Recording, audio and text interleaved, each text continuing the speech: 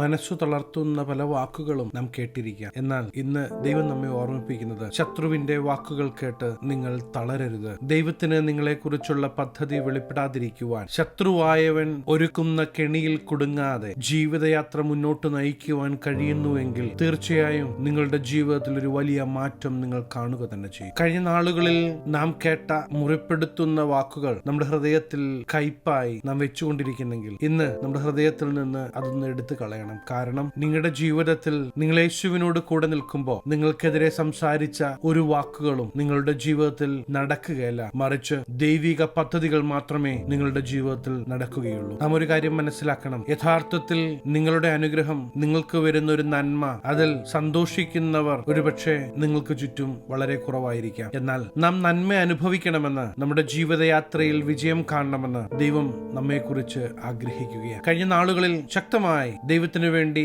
നിന്ന ഒരു വ്യക്തിയാണ് നിങ്ങളെങ്കിലും ചില വാക്കുകൾ കേട്ടതുകൊണ്ട് മനസ്സ് മടുത്ത് പല തീരുമാനങ്ങളിൽ നിന്നും നിങ്ങൾ പുറകോട്ട് പോകുന്ന ഒരു അവസ്ഥയാണ് നിങ്ങളുടെ ജീവിതത്തിലെങ്കിൽ അല്പസമയം ഒന്ന് ശ്രദ്ധിക്കണേ. ദൈവത്തിന് നിങ്ങളോട് സംസാരിക്കുവാനുണ്ട്. വേദപുസ്തകത്തിൽ പ്രവാചകന്മാരെ എടുത്താലും അപ്പോസ്തലന്മാരെ എടുത്താലും കൂടെയുണ്ടായിരുന്ന ജനം എല്ലായ്പ്പോഴും അവർക്ക് അനുകൂലമല്ലായിരുന്നു. അതുകൊണ്ട് തന്നെ പല സമയങ്ങളിലും മാനുഷികമായ നിലയിൽ മനസ്സ് തളർന്ന അവസ്ഥകൾ അവരുടെ ജീവിതത്തിൽ കടന്നു വന്നിരിക്കാം. ദൈവത്തിന്റെ ഒരു ശ്രേഷ്ഠ പ്രവാചകനായിരുന്നു ഏലിയാവ്. ദൈവത്തിന് വേണ്ടി ശക്തമായി നിന്നൊരു പ്രവാചകൻ, ദൈവത്തിന്റെ ഹൃദയം അറിഞ്ഞ ഒരു പ്രവാചകൻ എന്ന് തന്നെ നമുക്ക് പറയുവാൻ കഴിയും. ജീവിക്കുന്ന ദൈവവും ജീവിക്കാത്ത ദൈവവും തമ്മിലുള്ള വ്യത്യാസം ജനത്തിന്റെ മുമ്പാകെ വെളിപ്പെടുത്തിയ ഒരു പ്രവാചകനാണ് ഏലിയ പ്രവാചകൻ. താൻ ഒരുക്കി വെച്ച യാഗപീഠത്തിൽ സ്വർഗത്തിൽ നിന്ന് തീയിറക്കി യാഗ വസ്തുവിനെ ദഹിപ്പിച്ച ശക്തനായ ഒരു പ്രവാചകൻ. എന്നാൽ അത്ര ശക്തമായി ദൈവം എടുത്ത് ഉപയോഗിക്കുമ്പോഴും ഈ പ്രവാചകന്റെ എതിരെ നിൽക്കുന്ന ഇസബേലിന്റെ വാക്കുകളുടെ മുമ്പാകെ തളർന്നു പോകുന്ന,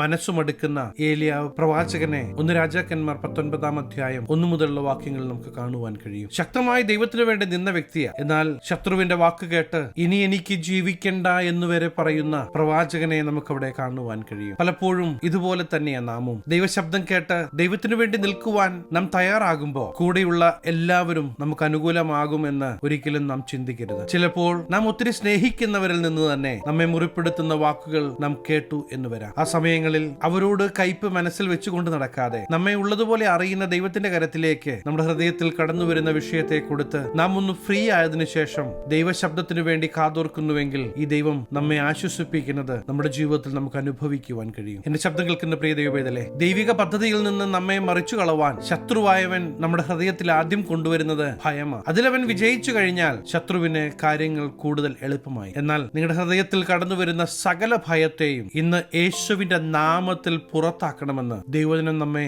ഓർമ്മിപ്പിക്കുന്നു. ഇല്ല, ശത്രുവിന്റെ യാതൊരു തന്ത്രവും നിങ്ങളുടെ ജീവിതത്തിൽ നടക്കാൻ പോകുന്നില്ല. ഭീഷണിപ്പെടുത്തുന്ന ശത്രുവിന്റെ വാക്കുകൾ കേട്ട് തളരാതെ യേശുവിന്റെ മുഖത്തേക്ക് നോക്കി ജീവിതയാത്ര മുന്നോട്ട് നയിക്കുവാൻ നിങ്ങൾക്ക് കഴിയുന്നുവെങ്കിൽ അവിടെ സ്വർഗം സന്തോഷിക്കുകയാണ്. ജീവിക്കുന്ന ദൈവത്തിന്റെ പ്രവൃത്തി നിങ്ങളായിരിക്കുന്ന മേഖലകളിൽ വെളിപ്പെടുത്തണമെന്ന് ദൈവത്തിന് ആഗ്രഹമുണ്ട്. 1 രാജാക്കന്മാർ 19-ാം അധ്യായം 3-ാമത്തെ വാക്യത്തിലേക്ക് വരുമ്പോ ശത്രുവിന്റെ വാക്ക് കേട്ട ശക്തനായ പ്രവാചകൻ ആദ്യം സംഭവിക്കുന്നത് ഹൃദയത്തിന്റെ ഉള്ളിൽ ഭയം കയറുകയാണ്. പലപ്പോഴും നമ്മുടെ ജീവിതത്തിലും അതുപോലെ തന്നെയാണ്. ശത്രുവിന്റെ വാക്കുകൾ കേൾക്കുമ്പോൾ നമ്മുടെ ഹൃദയത്തിന്റെ ഉള്ളിൽ ഭയം കടന്നു വരുന്നുവെങ്കിൽ ഇന്ന് ദൈവത്തിന്റെ ആത്മാവിൽ ഞാൻ നിങ്ങളെ ഓർമ്മിപ്പിക്കുന്നത്, യേശു കൂടെയുണ്ട് എന്ന് നിങ്ങൾ തിരിച്ചറിയേണ്ടത് ആവശ്യമാണ്. ഇല്ല, ശത്രുവിന്റെ ഒരു തന്ത്രവും നിങ്ങളുടെ ജീവിതത്തിൽ നടക്കുകയില്ല. കാരണം ജയാളിയായ യേശുവാ നിങ്ങളുടെ കൂടെയുള്ളത്. യേശു ക്രിസ്തുവിന്റെ സാന്നിധ്യം നാം തിരിച്ചറിയുമ്പോൾ, പരിശുദ്ധാത്മാവിന്റെ ശബ്ദത്തിനു വേണ്ടി നാം കാതോർക്കുമ്പോൾ തീർച്ചയായും നിങ്ങളുടെ ജീവിതത്തിൽ നിങ്ങൾ ഒരു അനുഗ്രഹമാകും. നിങ്ങൾ ഒരു അനുഗ്രഹമാകും എന്നത് മാത്രമല്ല,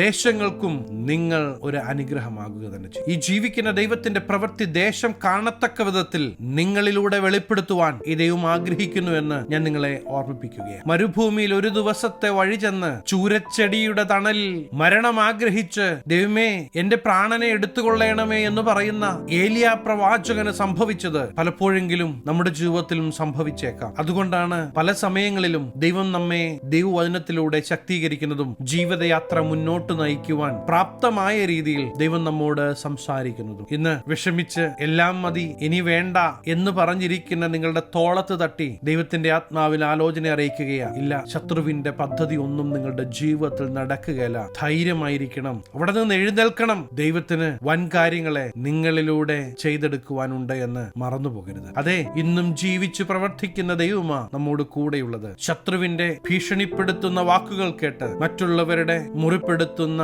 വാക്കുകൾ കേട്ട് ഹൃദയം തകർന്ന് എല്ലാം വേണ്ടെന്ന് വെച്ച് ജീവിതയാത്ര അവസാനിപ്പിക്കുക എന്നതല്ല ദൈവം നിങ്ങളെക്കുറിച്ച് ആഗ്രഹിക്കുന്നത്. മറിച്ച് കൂടെയുള്ള യേശുവിന്റെ സാന്നിധ്യം തിരിച്ചറിഞ്ഞ് ദൈവത്തോട് പറ്റിയിരുന്ന് ദൈവിക നന്മകളെ നിങ്ങൾ അനുഭവിക്കണമെന്ന് ദൈവം നിങ്ങളെക്കുറിച്ച് ആഗ്രഹിക്കുകയാണ്. അതെ, നാം കടന്നു പോകുന്ന സാഹചര്യങ്ങൾ മറ്റാർക്കും മനസ്സിലായിക്കൊള്ളണമെന്നില്ല.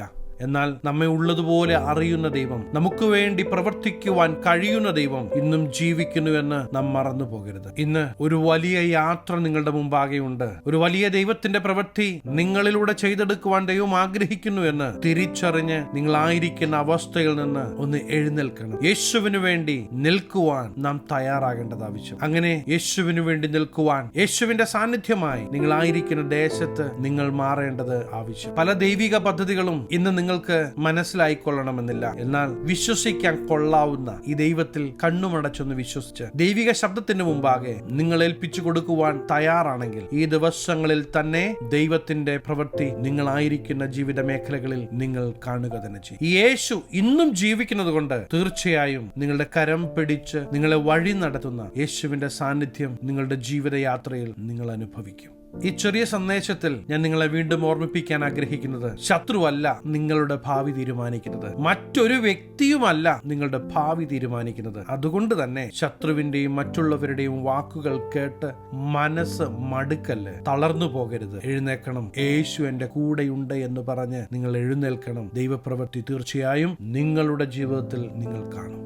വളരെ പ്രതികൂല സാഹചര്യങ്ങളിലൂടെ നിങ്ങൾ കടന്നു പോകുന്നു. പ്രതീക്ഷിച്ചതുപോലെ കാര്യങ്ങൾ നടക്കുന്നില്ല. ദൈവമേ, എനിക്ക് വേണ്ടി പ്രവർത്തിക്കണമേ എന്ന് നിങ്ങളുടെ ഹൃദയത്തിന്റെ ഉള്ളിൽ ഒരു ആഗ്രഹവും പ്രാർത്ഥനയും ഉണ്ടെങ്കിൽ ഞാൻ നിങ്ങൾക്ക് വേണ്ടി പ്രാർത്ഥിക്കുവാൻ ആഗ്രഹിക്കുകയാണ്. കണ്ണുകളെ അടയ്ക്കാം, നമുക്ക് പ്രാർത്ഥിക്കാം. മഹാപരിശുദ്ധനായ ഞങ്ങളുടെ സ്വർഗീയ പിതാവേ, എന്നോടൊപ്പം ചേർന്ന് പ്രാർത്ഥിക്കുന്ന ദൈവജനത്തെ അങ്ങയുടെ തൃക്കരങ്ങൾ തരുന്നു. സാഹചര്യങ്ങൾ എത്ര പ്രതികൂലമാണെങ്കിലും ശത്രുവിന്റെ വാക്കുകൾ കേട്ട് മനസ്സ് തളരാതെ യേശുവിന്റെ മുഖത്തേക്ക് നോക്കി മുന്നേറുവാൻ ഈ ജനത്തെ സഹായിക്കണം. ഈ ദിവസങ്ങളിൽ ഇവരെക്കുറിച്ചുള്ള ദൈവിക പദ്ധതി എന്താ എന്ന് തിരിച്ചറിഞ്ഞ് യേശുവിന്റെ കരം പിടിച്ച് ജീവിതയാത്രയിൽ വിജയമാകുവാൻ ഇവരെ അങ്ങ് സഹായിക്കണം. ഈ ജനത്തെ അനുഗ്രഹിച്ചു പ്രാർത്ഥിക്കുന്നു. അനുഗ്രഹമാകട്ടെ. സകലമാന മഹത്വം അങ്ങേക്ക്. സകല നസ്രയനായ യേശു ക്രിസ്തുവിന്റെ നിസ്തുല്യ നാമത്തിൽ തന്നെ ആമേൻ. യേശു കൊണ്ട് നിങ്ങളുടെ കൂടെ. ഒരിക്കലും നിങ്ങളൊരു നിന്ദാപാത്രമാകുകയില്ല. ഈ ചെറു സന്ദേശം നിങ്ങൾക്ക് അനുഗ്രഹമായെങ്കിൽ തീർച്ചയായും ഞങ്ങളെ അറിയിക്കണം. അനേകർക്ക് അനുഗ്രഹമാകേണ്ടതിന് സ്നേഹിതർക്ക് ഷെയർ ചെയ്യുക, ഫോർവേഡ് ചെയ്യുക. നിങ്ങൾ ഈ ചാനൽ ഇതുവരെയായിട്ടും സബ്സ്ക്രൈബ് ചെയ്തിട്ടില്ല എങ്കിൽ തീർച്ചയായും സബ്സ്ക്രൈബ് ചെയ്യണം. ദൈവം അനുവദിച്ചാൽ അടുത്ത ദിവസം നമുക്ക് വീണ്ടും കാണാം. Stay blessed.